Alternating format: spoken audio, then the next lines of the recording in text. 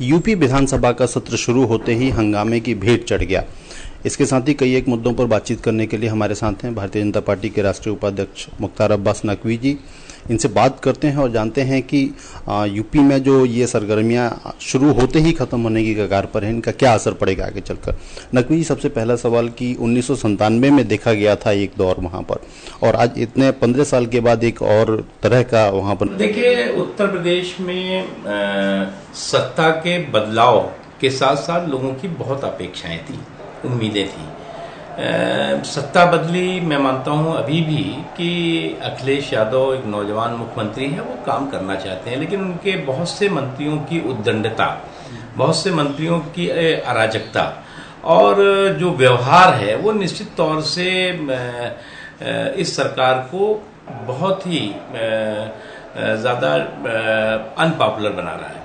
और इसका नतीजा हो रहा है कि अराजकता भी बढ़ रही है, भ्रष्टाचार भी बढ़ रहा है और चौतरफा त्राही त्राही मची हुई है। ऐसे हालात में लोगों का विरोध स्वाभाविक है। जहां तक विधानसभा में जो कुछ हुआ, मैं मानता हूं कि विधानसभा की गरिमा का सम्मान सत्ता पक्ष को भी जरूरी है और विपक्ष को भी।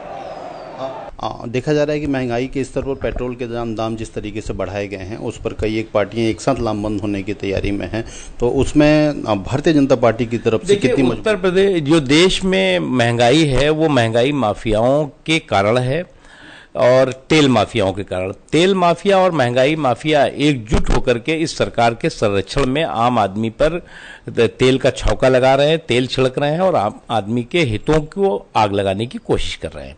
इसलिए हम इस सरकार को कहते हैं भ्रम की सरकार। भ्रम मतलब कि भा से भ्रष्टाचार और मां से महंगाई, ये भ्रम की सरकार है। और इस भ्रम की सरकार का जल्द से जल्द खात्मा होना बहुत जरूरी है, अन्यथा ये सरकार असंवेदनशील है, आम लोगों के हितों के प्रति गैर जिम्मेदार है और कहीं ना कहीं उन महंगाई माफियाओं और घोटालों के गुरु घंटालों के हितों की ज्यादा उसको चिंता है जो आम आदमियों के पर भारी पड़ रहा है।